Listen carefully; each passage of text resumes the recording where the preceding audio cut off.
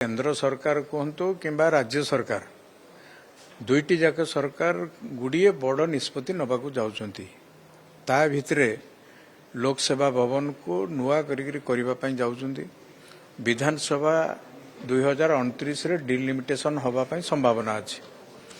निश्चित भाव में सीट संख्या बढ़िबो, महिला मानक पई 33% रिजर्वेशन भी बढ़िबो।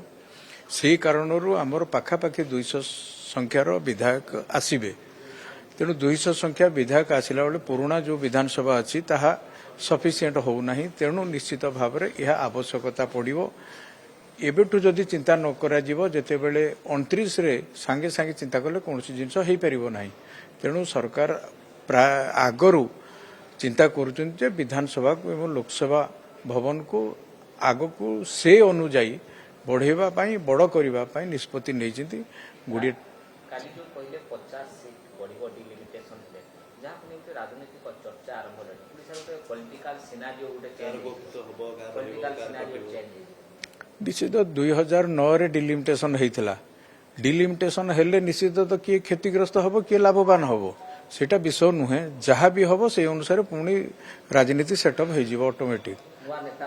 नुआ नेता सृष्टि हेबे प्राय प्रत्येक समय रे एमदी किछि नाही जे केई सेही माने ही सबुदिन राजनीति करुथुबे।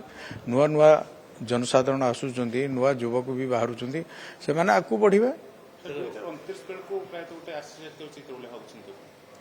2029 रे निश्चित भाव रे नुआ रूपरेख रे राजनीति आरंभ हो।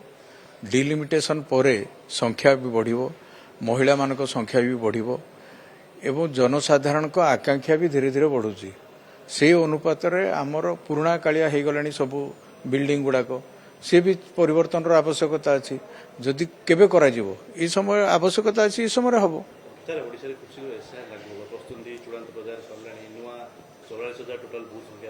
एसआईआर तो एबे हबाकू जाउची, बहुत आगु हबा आवश्यकता अच्छी। बेले बेले बोगस भोटर सब विगत दिन रे बहुत कांड कारखाना करती। जो माने आम राज्यर नुहति से माने भी आम राज्य भोटर हो जाती विगत दिन रे। जो माने प्रकृत भोटर से मानको चिन्हट करके एसआईआर लागू हवा दरकार। एटा मूल पांडुलिपि हो एवं ठीक लोक भोटर होकर रहंतु, ठीक सरकार बाछंतु।